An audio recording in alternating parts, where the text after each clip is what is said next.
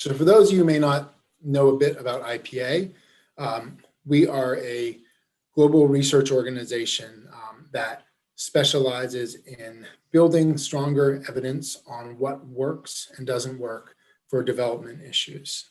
And so a lot of our work is collaborating with partners such as the UCC to build better evidence, better data collection, to then take this information and analyze and diagnose problems, and then test solutions through things like impact evaluations, primarily randomized control trials. And so the Consumer Protection Research Initiative is just one of many IPA programs. It's a 4-year program funded by the Bill and Melinda Gates Foundation, where we are really trying to build the next generation of market monitoring and consumer protection policy solutions for consumer protection in digital financial services. We are currently focusing on Bangladesh, Kenya, Nigeria, and Uganda as our primary markets of interest, as these are interesting and diverse digital financial services markets with different models. And so we're looking forward to sharing these findings, but also collaborating with many of you on this 4-year program. So please keep in mind, if you have research interests or ideas, you can follow up with us afterwards. So within this fund, we're focusing on 3 main risks within digital financial services. There are many risks, but these are the 3 we think are perhaps the most important for the safe and effective expansion of digital financial services. First, we're trying to address issues around fraud. I know many of us have gotten those fake SMSs pretending to be customer care or pretending to offer a loan product. We know that consumers sometimes suffer issues where an agent overcharges them or money goes missing from their mobile wallet. And so fraud is a real and present risk in digital finance, just as it is in any type of financial services. And so that ties into the second focus. When something like fraud happens, what do you do about it? And too often we've seen that redress channels or complaints resolution channels may not be sufficiently adapted for the digital era or for newly banked financial service users. So we're trying to improve consumer redress across digital platforms, whether that's MNOs or whether that's banking. We want to be able to build digital complaints resolution solutions for digital products. Then the third is around product information and choice. What role does better, more transparent, more readily accessible information play in consumers choosing the right products for themselves and being a more informed consumer? So this touches on issues of transparency, product disclosure, also issues of data portability and consumer data sharing. And one thing that's exciting about this research initiative to also highlight is we are not just focusing on testing the solutions through impact evaluations. We have a whole phase of research, of which this is part, which is about building better market monitoring and data analytics tools for consumer protection. So, we're looking at things like consumer surveys, looking at administrative data, looking at transaction records of products to see things like risks in consumer lending. And we're also doing things like scraping social media to see what insights we can gain about consumer experiences. And then with this, after this first wave of data analysis, some of which we're wrapping up now, we're going to be launching a competitive research fund in January, where we want your ideas and your partnerships to test solutions to any consumer protection issues or improvements that you have in mind. And so if you would like, as I mentioned, there'll be a request for proposals in January, but if you'd like to discuss any ideas you have before then, please just email at financialinclusion@povertyaction.org, and we'd be glad to discuss more with you. All right, so for today's agenda, first we'll have Matthew Bird will present the key findings from this analysis of complaints data in Uganda. And then after he presents, Kenneth Twaheo, who is one of the lead partners for the Uganda Communications Commission on this project, will reflect on the analysis and on the research project and lessons learned and implications for consumer protection policy at the UCC going forward. And then we'll have some time at the end for any questions and answers you may have. Excellent. So with that, I will turn it over to Matthew. Thank you so much, Rafe. I'm going to share my screen here. It looks like once you stop sharing, I'll be able to share. There we go. Okay, great. So welcome, everybody. Good morning, good afternoon, and perhaps good evening. Let me just get my screen up on the board and start sharing. So it's a pleasure to be with you all this morning, this afternoon, this evening. Just a couple of points here. It's what I'm going to report, as Rafe mentioned, is some early work that we've done on complaints data with the Uganda Communications Commission.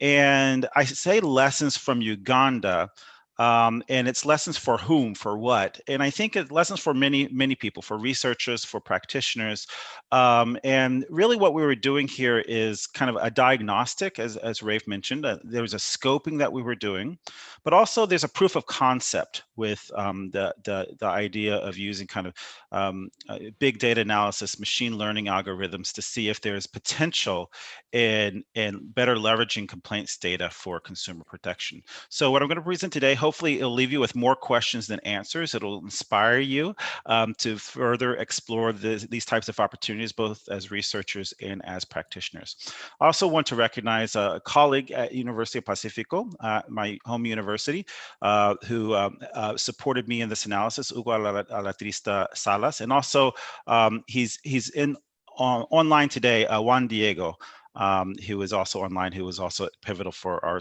analysis and our support. So what are we going to discuss today? First, I just want to mention what we see as the potential of this types of complaints data analysis for consumer protection. Really quickly, some context, and Kenneth will be able to speak more about this from the UCC side and Ugandan DFS. Then explain some process methods, and I split them up because there's a process of working together and preparing and analyzing this data. And then there's the actual kind of hard methods itself, and then some emerging insights. And you'll see the market scope. I'll go ahead and say that we were leveraging both market survey data and the consumer complaints data.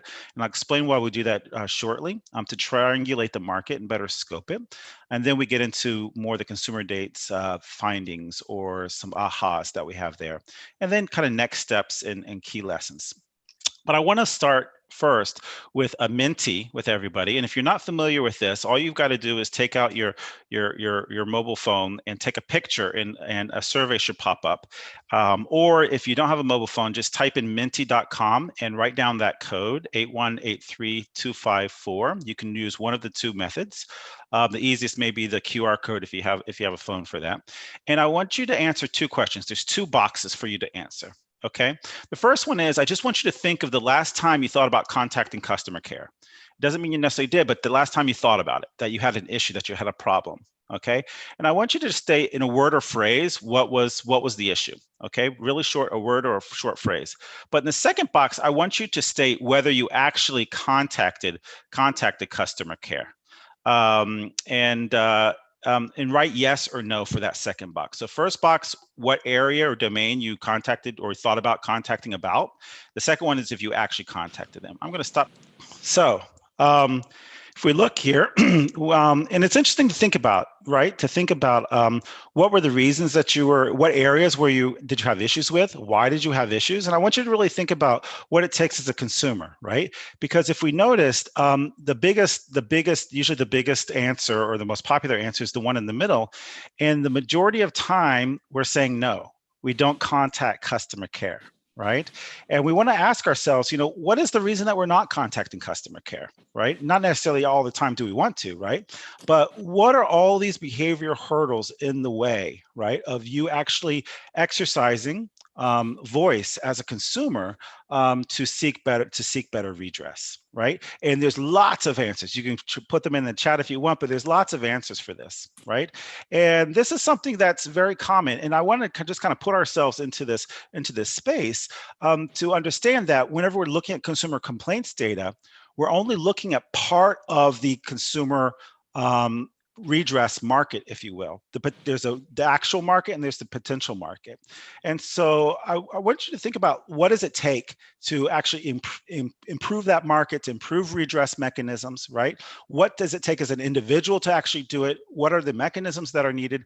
And what are the implications for it? So just kind of thinking about that and reflecting on it as we go through this this presentation today, because that's one of the main challenges that we were facing as we looked at this complaints data.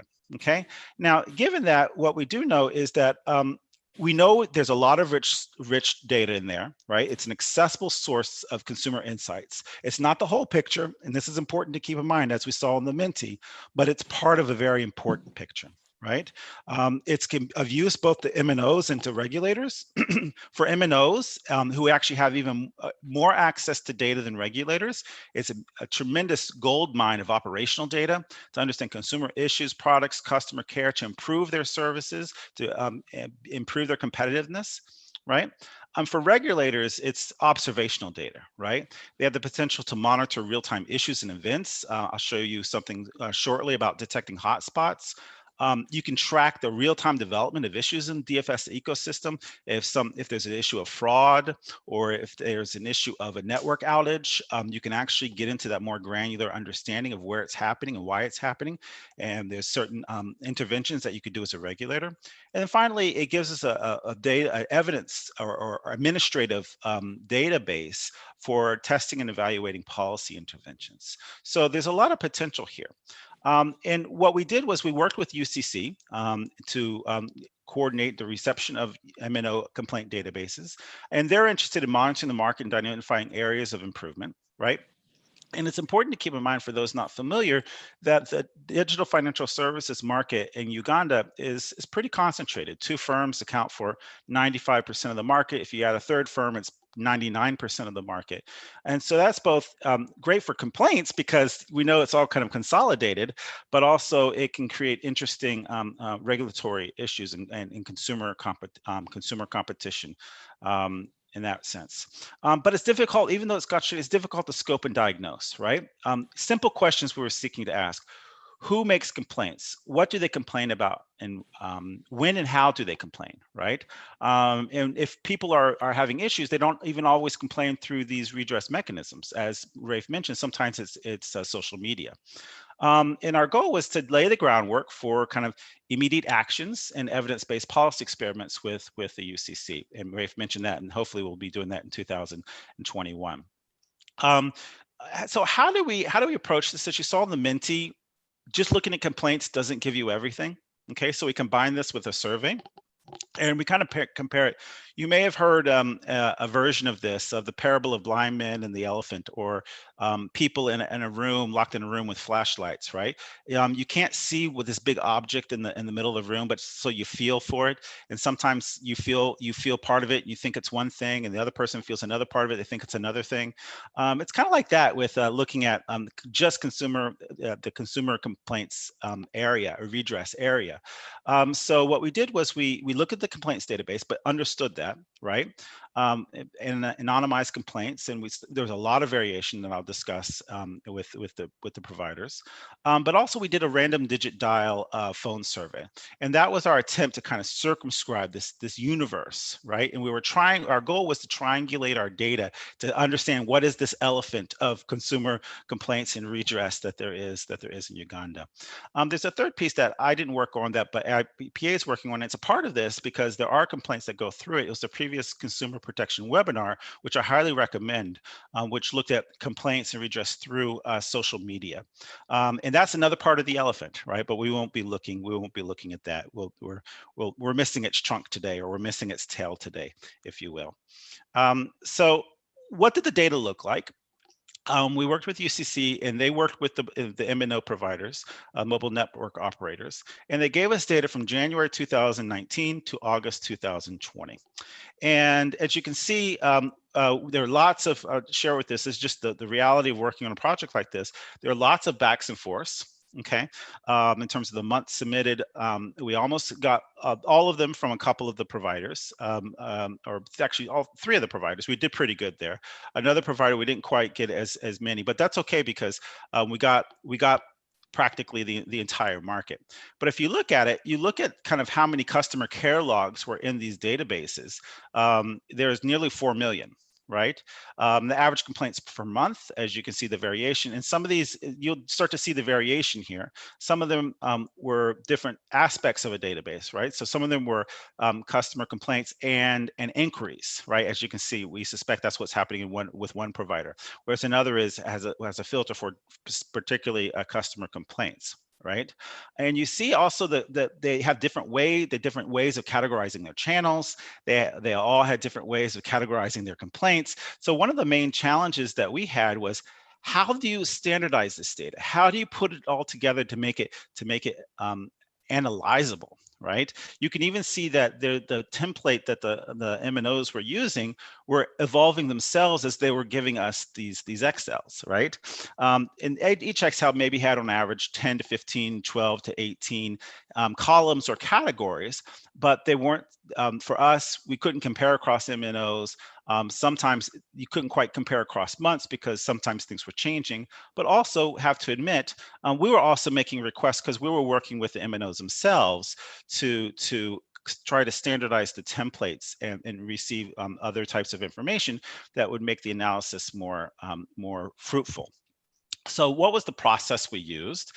And this is a general process that you would use with any type of kind of big data or consumer complaints analysis. And the first is always this data collection. And this is arguably the most time consuming, right? Because it's a process of standardization, right? It's a process of collection. It's a process of pre-processing. When I say pre-processing, it's making sure something as simple as all the label names are the same, right? Of the variables, of the categories, and that they're using the same individual attributes within each category. There's a preparation for analysis. For example, like stop words, you got to take out the, you got to take out you got to take out all sorts of things. Interesting issues because there's also multiple languages as well that sometimes appear in the data. And then there's some words that just aren't useful, but they appear a lot, right? That you have to clean. So it's an iterative process. And so we went through like 2 or 3 rounds with UCC, kind of working through getting some data, going back, making some requests, getting some data, going back, making some requests. So there's an iterative process here, right? And as we did that, so really there's like 2 or 3 rounds that I'm explaining here. So it's probably more of a circle. Then we started to get into kind of some structured exploratory data analysis, right?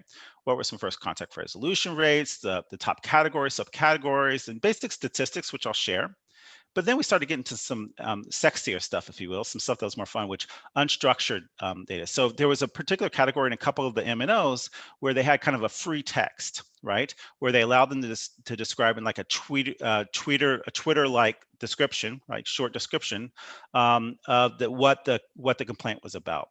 And what's important is this is the operator's explanation. It's not the actual consumer's explanation, which is potential there in the future, actual operator, but still we kind of use that to analyze some keywords. We use that to get some topic modeling because you saw there were so many categories, we needed to reduce them to a specific manageable number of categories, right? And maybe that would help the MNOs better categorize their own data. It's finding patterns that maybe they don't recognize. And then finally, we got the MNOs to share with us some demographic data on some of the complaints, specifically in 2020, which allowed us to give a proof of concept on the predictive modeling. Okay. I'll go quickly through this, but just so you know, we did a market survey as well, where we basically asked similar questions about product services, the challenges that were faced, redress channels and fraud experiences and demographics. And this really allowed us to say, okay, given what our market survey is saying, how much of that is appearing in these complaint databases? So that allows us to start to answer the question of who is making these complaints, right? Who is represented and who is not represented. And also it allows us to make some inferences about the redress process itself that you can't quite see in the complaints database. So what you'll see is I'll start to kind of integrate those two today in analyzing the complaints database. just so you know, we did pretty well. There's always some slight skewing in our survey down here, but we got pretty good geographic representation of the DFS market in Uganda. I'm comparing the census to FinScope mobile money subscriptions to our survey. So we feel pretty good about that in terms of making the inferences from our survey, basic inferences, to our complaints database. What we found was interesting, and this is helpful because we don't have the usage data from the MNOs, but this was helpful for us from the survey, is almost nearly 100% of the mobile subscribers have mobile money in Uganda, right? But of course, we have different penetration of mobile banking, mobile loan. And as you can see, if you break it down by education, you see the deeper penetration does have something to do with education. And so seeing that in terms of this is the different uses of DFS, right? It's once you get into mobile banking, mobile loans, and paying a bill or paying for something with mobile money, that's where you start to get a variation in usage.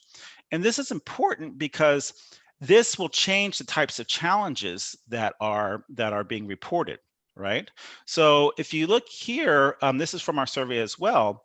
The biggest challenges are fees, which shouldn't be a surprise to people, right? And quality of customer care, either not reaching customer care. And this is interesting because this would not show up. This could not reach customer care, would not show up in the complaints database, right?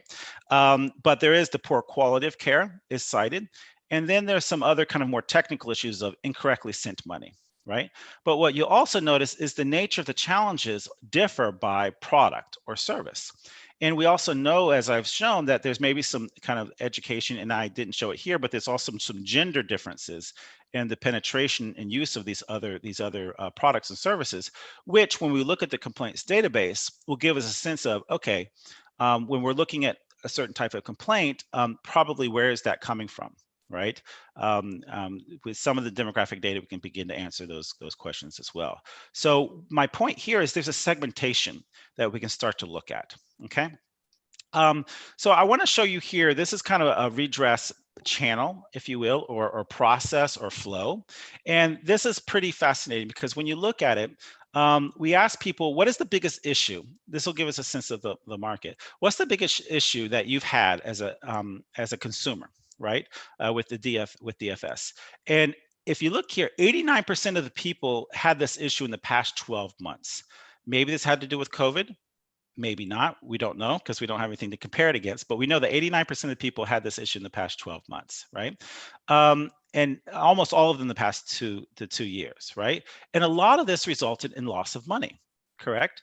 If you look here though, the people who had the biggest issue, 1 in 5 did not report that issue at all to anybody, right? So that kind of gives you a sense of what's happening. But if you continue to look, and you see these similar kind of fees and customer care issues. If you continue to look what happens as you start to go. So basically, our redress market has fallen by 21%. Here, right, for people who had issues. And then if you look at people who actually did something with it, let's continue to look at what happens. Only 61% of who reported challenges, they're people who took no action. So there's people who didn't even report challenges, didn't report challenges, but 61% of the people who reported challenges took no action. So this is the redress market here, right? So 1 in 5 did not have issues, but 4 in 5 did, right? And then of these 4 in 5, 3 in 5 didn't take any action, right? And when they did take action, they either contacted the provider or contacted the agent. And so when you look at that, you see our complaints database is actually a shrinking piece of this overall reality that we're looking at, right? And of those who took action, over half failed to resolve the problem. Okay, so we can start to identify kind of hypotheses or areas to address if we want to improve kind of consumer protection and redress mechanisms in Uganda. Here, it's lots of questions that pop up as we look at this chain. And finally, and this is perhaps the most fascinating, despite the people who could not resolve the problem, etc., 68% who failed to resolve a problem, they did not modify their usage. So it asks you in terms of where are the mechanisms in terms of signals for providers or services to use, right, to make certain demands as consumers to improve services and to pursue the quality of the products and services when they don't necessarily have the option of switching. There is some of reduced usage, stopped using service, switched agents, changed providers, but you see the vast majority. And it's not that every challenge should result in a change of usage, but I think it's interesting in terms of understanding the nature of the market. And who are the people who are not making these certain types of complaints?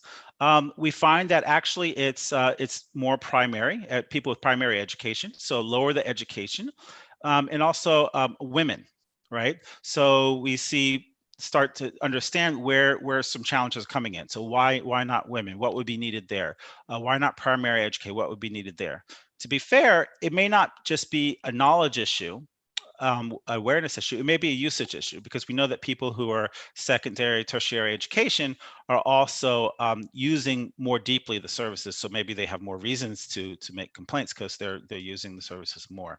But what's fascinating is women make up 45% of the mobile money subscribers, yet they're only 32% of complaints. So that's something we want to keep an eye on, right, in terms of addressing women and complaints and consumer redress. Yet, when we ask people who they trust, if they trust, the primary education, the less the education, the less the trust, right? So this maybe say, well, maybe there's an entry point here in terms of why is it that they trust more? Is it, once again, is it knowledge or awareness issue? Is it they're just using services differently and have less of an issue? But there's a very clear pattern here in terms of trusting in agents and education level. So the less educated trust more, or lower the education level, the more the trust, and it's across the board, right? Some people may call this, maybe it's consumer sophistication, right? But we also see a little different things with women. Women trust agents less. And I don't know if this ever done any statistical tests, but there may be a tendency of females to trust MNOs more. So these are interesting things to keep in mind, because what we want to look at now is that's the larger context for understanding our consumer complaints data. Okay, so some first things I want to show with you are what we call like the structured exploratory data analysis. So these are just samples. I've purposely disguised the MNOs here, okay? But these are just examples. And so the first slide here are complaint channels, right? Because we know that the customer care is, a lot of it is you want in that first call or that first contact to be able to resolve the issue in as timely and as satisfactory a manner as possible. And what we see is there are differences across complaint channels, right? If you look at percent resolved within first 15 minutes, KYC or call center, but as you go down to the shop, to the retail team, et cetera, the percentage resolved in the first 15 minutes fall, right? So there's questions there about how can we better understand and manage our complaint channels? And if you look at in terms of when it's greater than 15 minutes, you then see this is our median within our kind of percentile range of how long it's taking. And for some people, it's taking, with the networks team, it's taking, maybe there's larger issues there. There may be complaint differences we are looking at. It's taking 7 days, right? But when it's the shop, it can take 1 day.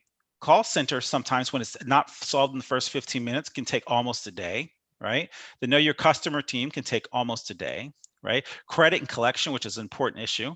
Only half of them are solved in the first 15 minutes, and it can resolve in a day, right? Social media that we have here are about a day, right? But you see the ranges here. Some of it takes longer, right? Some of it's shorter. And so it's important to understand that this data can be used to better understand the channels that you have, what categories are being resolved and what not being resolved, and you better improve these channels. Now, if you look at the categories, some categories are just easier to solve, right? And typically, you can see a pattern here in terms of caller ringback tones or platform video conferencing. Sometimes they're kind of light technical issues, or maybe there's knowledge issues on part of the consumer that can be solved. But sometimes, if you go further down and you get to kind of more complex products and services, you see that the resolution rates in the first 15 minutes go down. On average, you can see everything bunching up around 1 day. Right? But we do have a wide range. And just look at mobile money, for example. If you look at mobile money, 10% of people with mobile money issues don't get them solved in the first 15 minutes. And when they do, it basically looks like it's taken 1 to 3 days for them to solve a mobile money issue. And for a vulnerable consumer, those 1 to 3 days can be critical, right? So that's something to consider. You know, in looking inside mobile money, we'll look at this in a second. What is it about mobile money? No, how can we better segment these categories? And maybe there's channels that are better for mobile money versus not. There's lots. I just want to kind of show this. There's lots of ways in which you can ask questions from the complaints data to better improve for the MNO the service, and for the UC, for the regulator, to say, okay, where are some monitoring issues, some market issues that we can kind of support and intervene with to better improve consumer interaction. So that's kind of my key takeaway here, is you can better leverage channels based on consumer complaint and consumer segments. And the data can allow you to dig into that. But I just want to give you an example. The most common issue in 2019 when they were categorized was mobile money. It was mobile money, followed by data for one MNO network, or prepaid and lost airtime for another.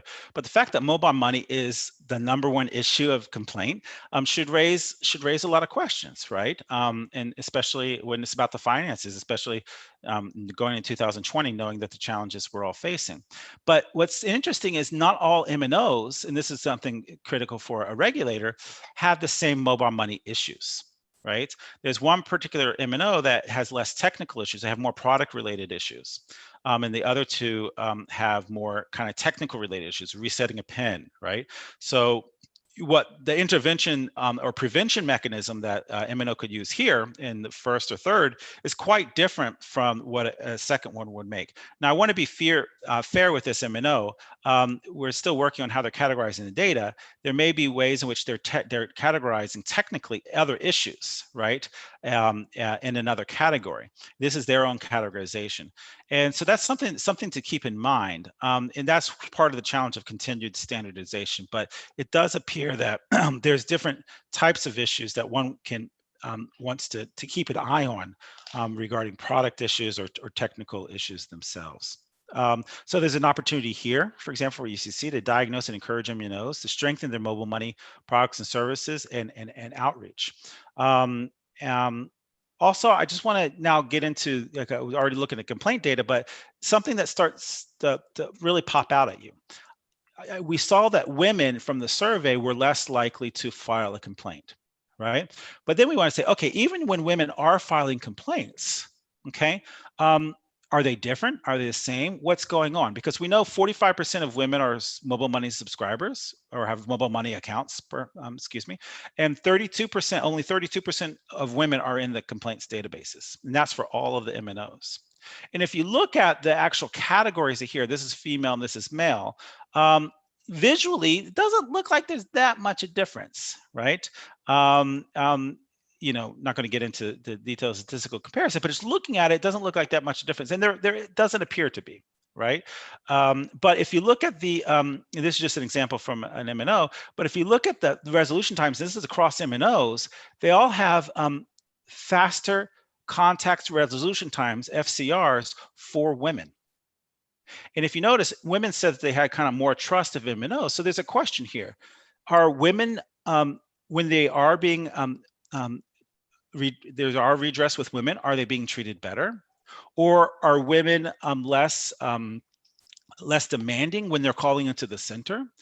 Or the call center? We don't know, because we don't have the actual call from the woman into the center. We just have an operator interpreting what they say that the issue is. But across the board, women have faster resolution times. Is it because they're calling about different complaints? It doesn't appear so, although we can look into that. But there's an open question there. What is going on? What can we better leverage, understand, and improve with women who are underrepresented in complaints and even have faster resolution times? Are they satisfied with those resolutions? We should find out, right? Also, we can see differences in geography. And this goes to that consumer sophistication. These arrows are pointing at different regions, but the urban centers, districts with a higher, you see Kampala, of course, the capital here. And you see a systematic difference in the types of complaints that are made from the urban versus non or less urban districts, right? And less urban districts are more prepaid, and others are their complaints, whereas the more urban districts it's about data, right? Which may be reflected in types of phones that they're using. Mobile money sent wrongly, mobile money rebate, mobile money, etc. I mean, I put that twice, but you're following me. And so there is a deeper penetration, consumer sophistication in these urban markets. Now, in Uganda, it's only about it's 30% of the 30% of the population, right, is in urban areas, but there maybe is a segmentation of urban rural that one can better address here that comes out in the consumer complaints database. And just to give you a sense of this, okay, and this is the idea of, this is just a proof of concept, but imagine when I show you this video, okay, imagine when I show you this video that you can plot this over time for any type of complaint that I've just shared with you from any MNO, okay, across whatever time span that we have. Okay, so what I'm going to show you now, so this is the idea of how you can kind of map and identify hotspots, right? So what I'm going to show you now is just what we've done, something very simple, but just to give a proof of concept of mapping gender, complaints made by men versus complaints made by women, okay, in Uganda from January 1st through to, I don't quite see the top of my video there, but through to the to end of April, I believe it says there. And I want you to notice something too, because this is also getting COVID, the pandemic and the quarantine. And I want you to see what happens and see if you can guess what happens whenever we do get to mid-late March. You're going to see something quite interesting. But also notice different colors of the F and the M, the female and the male, and where they're popping up and when they're popping up. And imagine this being used as kind of a hotspot monitoring device.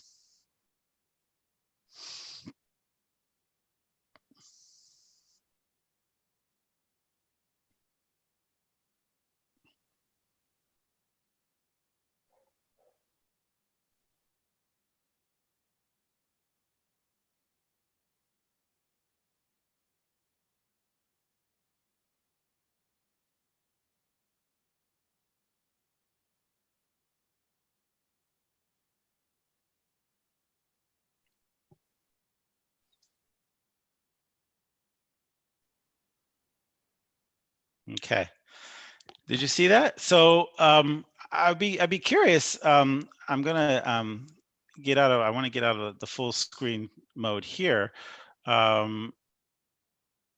me see here.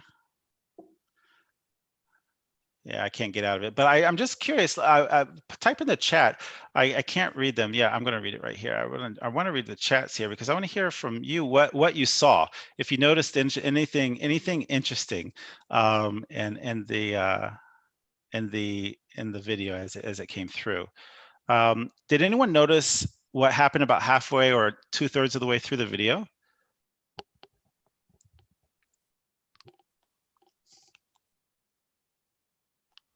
Can't quite access my chat here. I want it to pop up.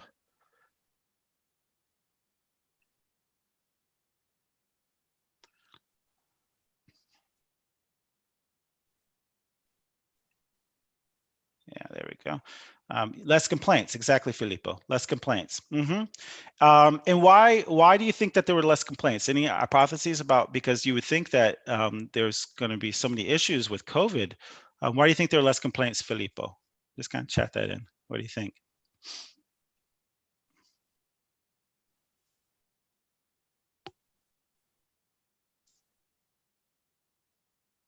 Any thoughts, anybody? Why do you think there are less complaints? Less issues? Think there are less issues? Adoption to digital channels, says Tamwi. Could be. And this is kind of thing, less usage of services. That could be less usage of services. But Patricia, no time left to complain. Right. What were the mostly used channels before COVID? In-person channels. Well, that's something we could look at, right? The channels, and I think that's critical. That's part of the story, Una, because as we'll see, we definitely saw something happen. Hopefully you also saw that there was, like, during the time of like no complaints, there was something that popped up enormous in the northern part of Uganda in the middle of COVID. right? And what you saw, some of those, we kind of went back and looked, what you saw, some of those were like a network issue. Some of them were kind of a mobile phone, kind of a technical network, a payment issue, right, that popped up. Some of them were fraud issues, right? Some of them, if you notice, some of them are more women than men, right? So there's lots of questions to ask here because patterns there are in the data, right? What did we see, though, happening? If you look at the total number of complaints, we were quite surprised at this, and then it made sense to us. The total number of complaints from January to August 2020 actually went down in March, April, May, kind of went up a little in May, but in June. And but at the same time, the complaints went down at the same time. If you look at the social media, which is our sister project of colleagues of mine at IPA, they noticed that these reduced volumes actually may be misleading, because if you look at Twitter and Facebook, there was looks like a migration to redress to social media, right? So this is misleading. It's not like there were less complaints and less issues, right? This is the elephant in the room. They kind of got displaced or redistributed to another area, but the question is why? Right? Because there was a rise in complaints to MNOs during the same time frame that we're seeing a fall off in our complaints database. And we suspect that it may be due to reduced call center staff, right? During the time of the quarantine in Uganda. And this may be, we're still looking into it, understanding, but this is what we think may be happening. Leslie Ann, many calls are missed, not answered in many care centers about staffing. Exactly, Leslie Ann, exactly. That's what we think as well. There's staffing issues. Exactly. And so this is critical to reflect on that. Use the complaints data, but always keep in mind the larger universe and the alternative mechanisms that the consumers have. Right? Exactly. You worked in the space, so you're very familiar with it. So I wanted to give you a sense of like the potential there. And there's so many questions that we could still answer. Rafe was joking, what do you do when you get 4 million complaints data? It's more than you ever wanted, because there's literally a list of questions, and I'm sure all of you have questions that you can answer regarding particular types of channels, regarding gender, regarding time of day, regarding types of complaints, et cetera, regarding regions, et cetera, that one can answer. And the only limitation is then the questions that you ask. But hopefully you saw kind of there's a potential in this. But there's another challenge in this is how do you standardize, right? Because we had a big challenge in terms of there's so many different ways of categorizing, and even the MNOs were categorizing the service level, the challenges differently, even from month to month. And so we wanted to use the data to train a topic modeling algorithm to find the optimum number of categories, okay? And so what we did was we did this, and it's very similar to what was done in the social media, is we ran this algorithm, and we sought to reduce the number of categories, and we did, I think, to a manageable level. We went to a first level, right? So in one MNO we got from 35 to 7, and the second one almost 4,000 to 13, the third one 35 to 7, and 20 to 4. Now, this is important for I think it's important for the MNOs because there's maybe patterns in the data that they don't realize, right? This is just the first level, because then you could go down in the second level, a third level, and a fourth level, right? Just the first level, but to show what the potential is. But this is critical for UCC because they need to compare across, right, MNOs and get a picture of the market. So this is a potential for them to use this to make some suggestions on certain types of reporting requirements that do align with what the MNOs are also seeing. So just as an example here, you can see what we have here are just some kind of word clouds showing how the data, that the words were combining. And then what we have is the categorization tier that the actual MNO used. So for example, 40% of the customer service queries that this MNO said actually fell into this category, while 33% of the prepaid queries fell into this category, 10% of the voice calls. And you can see actually, they're using customer service, prepaid, mobile money, et cetera. But what we're finding are different types of categories that regroup what they were finding. If you see here, customer service queries, 75% of the ones here were lost airtime balance. So that one actually was not bad, and the mobile money 25%. But if you see the others, there's a certain optimization of categorization that one that one can develop that may allow the MNOs to see their data differently, and the UCC to see the complaints differently, and to better manage all of this data for making actual decisions. So we're still in the process of that, but there's those two opportunities there for standardization for UCC in appropriate categories to better manage CRM, customer relationship management, for the MNOs. Now, I want to get in here with the potential for predictive modeling, right? What if we wanted to predict a fraud complaint? We know this was big during COVID, right? So I just want to share this. Nearly 90% of people had experienced fraud in the last 12 months in our survey, right? And so if any of you you've, as Rafe mentioned, have received that SMS, if you're in Africa, if you're in Uganda, right? Not unfamiliar to you.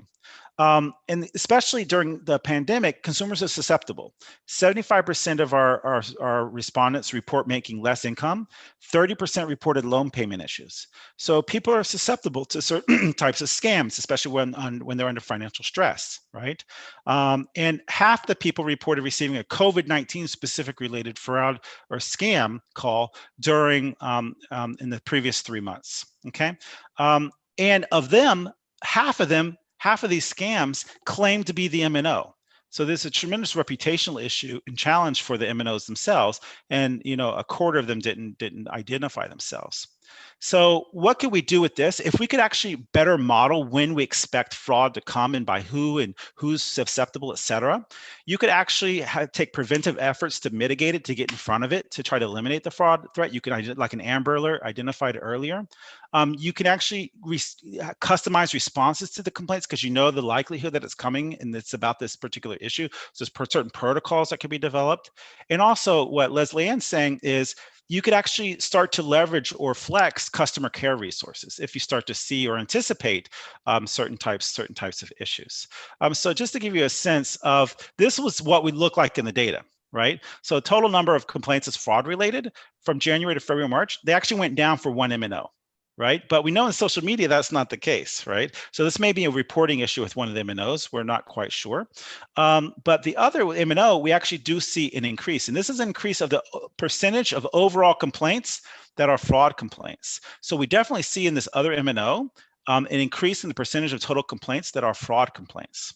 Okay, so this definitely was an issue. We see it in social media. So what do? We basically took our hundreds of thousands of data sets, right, that we had, of observations that we had, and we did a machine learning algorithm where we split it up, and we had a testing data set where we took the variables that we had, it was location variables, we got gender variable, we got age variable, time as client. We didn't have a lot of variables, and that's what I want to say, that there's more that can be done if we had more information, but it was pretty interesting. And then we did iterations where we took a random subsample test data or training data and then used it to test to see how well it predicted the other data.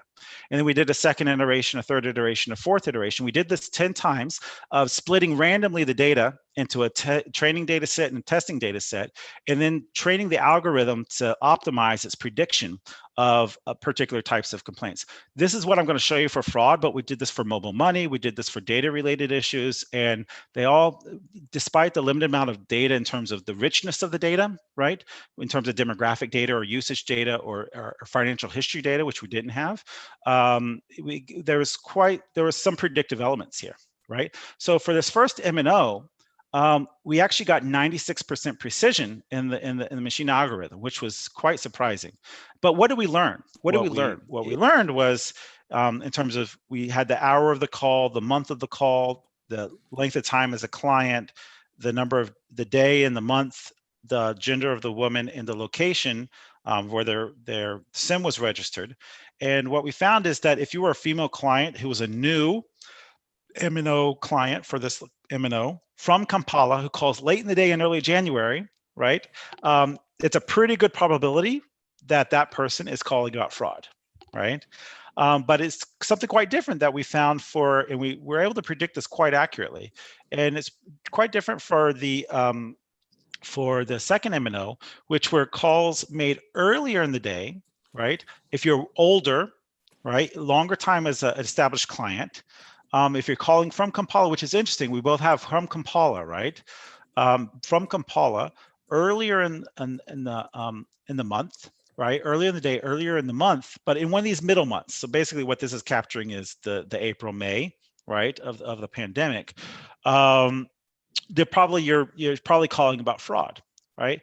So what this is picking up on is that obviously there was something happening. I'm not sure about the MNO-1 data because I think there's other kind of fraud issues happening, but there are patterns to this fraud. And the idea, this was very simple. Like imagine if we had more data that MNOs have in terms of access to their financial usage patterns, loans, certain types of financial stress that they may be experiencing. I'm not going to get all Facebook on everybody, but the MNOs have georeferencing data, right? So the MNOs actually have a lot of data that there's all sorts of privacy issues, but it's their data that they could use to actually predict pretty well a lot of behavior. Of course, from the UCC side, there's an opportunity here to identify overall general patterns of when fraud may occur.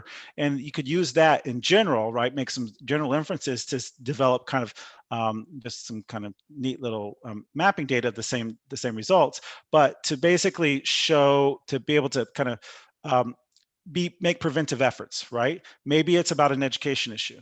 Maybe it's about a competency issue. Maybe it's about amber alerts of when frauds are going to happen, and they're happening at certain times of the month in certain regions with certain people, right? So send that SMS, send that preventive effort, right? And the MNOs could do even more to just anticipate, customize, and prevent certain kind of responses. So that is, in a nutshell, a proof of concept of what you can do with this data. And I just want to emphasize, it's accessible and it's rich, and there's a lot more that can be done with it. Really, the limit is your imagination. But try to seek to triangulate the data. Don't assume that the complaints data is the universe, because it's only a part of that elephant in the dark room, okay? MNOs can use the data to anticipate, customize, and prevent. Regulators can use it as a monitoring tool and for evidence-based policy interventions. And there's a lot more that we still need to do with this. It's just proof of concept, but we still need to standardize our database more. We're working with UCC to kind of train the staff and for them to begin to incorporate and use this data, incorporate these techniques and use this data regularly, monthly, for them and their monthly statistics and their decision making. And then and there's Kenneth. Then there's experimentation that we can do. Lots of ideas that we've already begun to think about. And I will turn it over to Kenneth. Thank you all for your patience, and sorry for that technical glitch. It happens. I'll turn it over to Kenneth and Rafe. Thank you so much. Excellent. Thank you so much, Matthew. This is just absolutely wonderful stuff. And I mean, I think I'm a big believer, like you are, in the power of this data, and this predictive modeling at the end is just really next level. I'm excited to think about that. So I want to now ask our colleague Kenneth Twaheyu, the head of Competition and Consumer Affairs for the Uganda Communications Commission, for some reflections on this research. So just to start, Kenneth, so this is receiving the complaints data is something that UCC has been doing for several years. It predates this project, or this project is seeking to expand the analysis and utility of the data. I want to take a step back in time, and what were the original reasons that UCC decided to start collecting not just aggregated, but the actual complaints data itself? Thank you, Rafe, and thank you, Matthew Budd, for that interesting presentation. Quite interesting, and I think everyone agrees with me. It's quite exciting. But if I go back to the question from Rafe, yes, as the Commission, we've been collecting complaint dumps from the operators for quite some time. And generally, the whole purpose of collecting the complaint dumps from the operators is really focused on the consumer protection mandates. As the Commission, we have a mandate to protect the consumers. And in this case, we are looking at the consumer experience and basically looking at consumer rights. So this is enshrined in our consumer protection and regulations. We have the updated one from 2019, where specifically we are mandated to correct the complaints from customers and understand the issues, the consumer pain points that these customers are facing. So in order to do that, as part of the licensing, we ask the communication operators to collect the complaints, and then they share these complaint dumps with the commission, where we do the analysis and specifically looking at which trends are taking, which trends these complaints, which direction, and then which areas do we need to intervene with our regulatory tools, which part do we need now to trickle, or what do we need to change in all this. So basically, that has been the real motive of collecting these complaint dumps. And yes, it has helped us big time. As part of the licensing, the communication operators are supposed to be resolving at least 90% of the issues within 24 hours. So what we always do, we've been looking at these complaint dumps and then analyze them and see who is actually not compliant. And we have so many approaches on how we deal with this. We could even do name and shame. We always make presentations on the performance of how they're managing the complaints, consumer complaints, when we are having consumer engagements, consumer parliament, and we always bring this one forward. So to be precise, as part of the overall mandate of the Commission to manage the consumer protection issues, we've been definitely looking into these complaint dumps over time. But I would really like to thank IPA. You have brought in now more science and art into the whole mix. So we are glad to be partnering this with you. Thank you. Yeah, so it's a mix of science and art, isn't it? And so building on that point then, Kenneth, what are some of the new insights or takeaways you've picked up from this new analysis of the complaints data? Thank you once again. As you can see, the way Matthew really presented, a lot of stuff really, like I've just mentioned, there is a lot of science. Though we've been collecting this data, there is a lot of extra touch that this research has brought in. The way we analyze the dumps is really not going to be the usual story. We've seen lots of stuff where, the different models, predictive modeling, the topic modeling, where, the research has gone further to, split the information at a more granular level that I could confess that we had not reached at that point, where, you bring in the analysis based on geography, based on time, based on, the gender, the age. We've not been doing all this. Generally, we have not been really, entering into detail to this level of granularity that this research has brought in.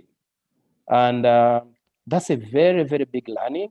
And like Matthew has mentioned, at the Commission, I think these are some of the big benefits that we can really talk about partnering with agencies like IPA, where you get the training, and you can really make big sense out of what you've just corrected. So we are looking at going forward, really analyzing this information. It has been so exciting that you can actually tell a story based on, for example, women. I mean, some of the issues that we need even to dig deeper to understand why, for example, women issues are resolved faster than the men. Quite interesting. These are some of the things that we've not been doing. And of course, this research has left so many questions, to be honest with you, that as the commission now, I think the work has just started. Yeah. But yes, in terms of learning, a lot of learning into the granularities of how you are looking at this information, quite interesting on our part. So we are looking at the different models and how we are going to be applying them. And to be honest, maybe for the benefit of the listeners, we have already, after having a discussion with the IPA and looking at how they are looking at the data in different ways, we've improved the complaint dump formats for the telecom operators already, because we have realized there was a lot of information that we are not collecting initially. For example, information on gender and age and location. This is now going forward. It's going to be part and parcel of the submissions from the operators every month. And this is definitely going to change the way we are looking at our work. And because of the beautiful things that we have observed into all this, such a kind of reporting will be part of our quarterly reports for the consumers, for the operators, and for the investors, because certainly I can confirm that this report is extremely rich, and it's going to make our information even much more richer. Excellent. I mean, that's great to hear that there's interest to kind of integrate this into the quarterly report. So you can have your subscription statistics, and you can also have your complaints statistics to track over time. So I love to hear that you think we're just beginning, because we would really love to do more on this with UCC. And I mean, I think just one last question, we'll turn to the audience. I mean, what would be like a next step in expanding this research or addressing other consumer protection topics you may want to pursue? Yes, it's quite, like I mentioned, of course, work is just really starting. And the next steps, indeed, looking at the benefits we are getting from this research we just concluded, and looking at the new insights that are coming out, that are coming forward, clearly it has opened up different areas where we can look at different work streams that we can really now have to expand on the research that we are going to be conducting going forward. I'm so glad to hear that very soon your IPA is going to be calling for, submission of ideas. There is already a fund in place, and the commission definitely is going to be taking part in this, and hopefully that our proposals will be accepted. But to be precise, consumer protection is really a broad subject, is a broad topic with so many lines that we could look at. For instance, at the moment we are looking at the data sharing and the consumer data solicitation consent. That's already a work stream, a very big one, which we can even expound further to understand how the sharing models should happen. These are some of the things we can feed into this consumer protection engagements with IPA.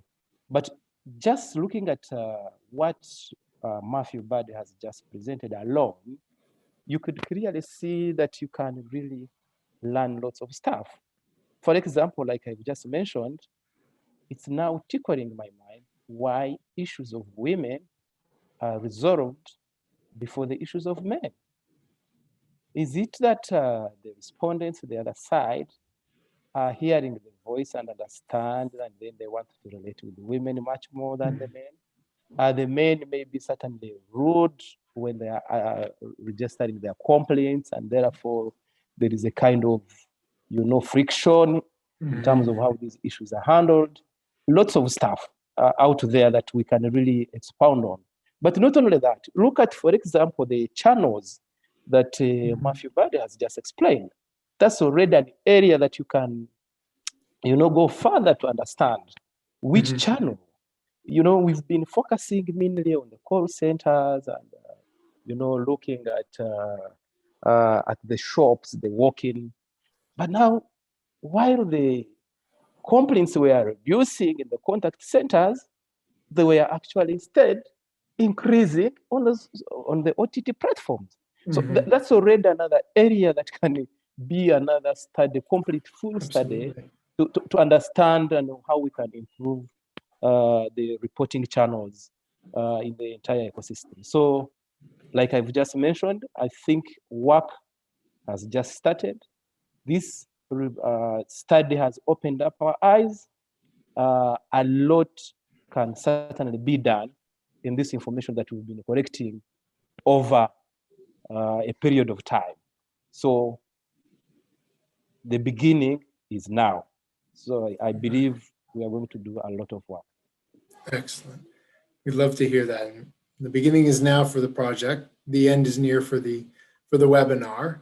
So I want to ask if there are any questions from the audience. There was one chat question, I think, regarding, okay, so we have a few. Oh, good. So Kyla responded to the classification of fraud, that it's, fraud covers everything, but most of the fraud was related to mobile money, right? That's where the money is. That's where fraudster would focus their effort. Okay, so question, to what extent does complaint data from customer interactions platforms with MNOs and UCC inform enforcement, especially with regard to implementation of tariff principles and the general protection of consumers? Kenneth, do you want to respond to that? Yes, if you can repeat the question. So it says, to what extent does complaints data from customer interaction with MNOs and UCC inform enforcement, especially with regard to implementation of tariff principles and the general protection of consumers? So how does this inform enforcement in tariff principles and consumer protection? Yes, how does it inform enforcement? Because you see, like I've just mentioned, when we collect this data, it helps us to give us the trends. We specifically look at, for example, how quickly the MNOs are responding to the issues. It was so strange, for example, in the presentation, as you can see, that network-related issues take more than 24 hours, which are actually a regulatory obligation, and it takes more than that. And then it takes averagely 5 days. And then mobile money takes averagely around, I think, 3 to 5 days to resolve mobile money related issues, others going to 1 week. So what we always do as the commission, when it takes long to resolve, then we come in and bring the network operator, to answer. We question them. And not only that, but with these complaint dumps, we always correct. They help us to do our, on-spot audits to confirm that what is actually being received is what is happening in real time. So basically, at the point of licensing, the telecom operators, not only telecom, but all communication operators, for example, are supposed to report to the commission immediately when they have an issue. For example, when there is the network outage. So then such a kind of complaints that keep coming will open for us to understand where the issues are, and then we always take action. There are so many ways on how we really intervene. It can be through a fine. It can be, compensating the customers. If we do the thorough investigation and find that customers lost money, then we use such a kind of dumps and our spot audit checks and the complaints really to intervene. That's a great answer. All right, and I see that Matthew has answered Anthea's question regarding classification of complaint versus product complaint versus technical issues. There's a question here I'll take, then I can Great. pass it to Kenneth because I'm curious what Kenneth would say. But I do know Wadu was asking about complaint resolution, what qualifies as complaint resolution. That's a good question because in the complaints database, since it's from the MNOs discretion, what is a resolution or not, they have the category where they say whether it was resolved or not, right? From the complaints database perspective, we can't say for sure whether the customer was appeased or if the issue was actually solved. And I just do want to say that's why it would be interesting in the future. And I know that some call centers record their calls. You could actually do voice transcription, right? And you could actually get the voice of the consumer. You could take a sample of the consumers themselves and get those transcribed and do really rich data analysis, getting precisely at that question. But that's more of a methodological analysis question. I don't know if, Kenneth, you have any thoughts on what you consider complaint resolution from the UCC perspective? Yes, thank you, Matthew. In general, as you can see, there is it's like self-reporting, declaring at what point they are resolving these issues. But we have what we call second level. So at the Commission, we equally have our complaint resolution mechanisms or channels, I can say, and we always advise the consumers of communication services that if you report any issue to a service provider and it is not resolved within 24 hours, then it goes to a second level. You are supposed now to report to the Communications Commission. So now what we always do, if we analyze, and for example, operator 1, which has claimed to have been resolving complaints within the first 24 hours to hit the 90%, then we go to the second level. How many complaints do we receive in relation to this very same operator? And when a customer calls in and says, I'm reporting an issue, the first question is, have you reported the service provider? Yes or no? When did you report? And then we also keep track with our own databases, and then to see which actual operator has not been resolving these complaints. And then we match the two databases and we see if operator A has been claiming to have resolved in 90% within 24 hours, how come the second level reporting, most of the complaints are coming from this very same operator? So that's how we really go to second level as a point of check to see how these operators are really performing. But like you've mentioned, Bud, some of these issues are reported by the operators themselves, but like going forward is to reach a level of maybe like get the recordings like we just mentioned and start hearing their recordings, and depending on if we are having the capacity and the space to get this information, to keep this information. Okay. So it seems like 24 hours in that analysis Matthew did is a really critical and kind of point of analysis for the resolution times and seeing. And then you could kind of see, are there, thousands or tens of thousands more complaints that don't get resolved in that period that are not pushed to you. It's a way to check. I think this is for me, the really exciting part of this is taking these new tools and applying them to the implementation of your mandate. I see one more question. So Anthea's asking, for those who reported not making complaints despite having issues, so this is from the survey, did they give reasons for not reporting? Yeah, I'm trying to remember. Do we include that question? I'm trying to remember. Willie or Kyla, do we include that question? Yeah. We haven't looked at it yet. Kyla or Willie, you remember some of the reasons cited? But we did ask it, I believe. Yeah, I think we would have to look there. Kyla has it. Yeah, Kyla. Oh, Kyla's muted, huh? That's weird. How do we unmute her? Hi, sorry. There we go. here now. I think we did ask it. I don't have it off the top of my head, though. Apologies on that. But yeah, Anthea, we can send that to you.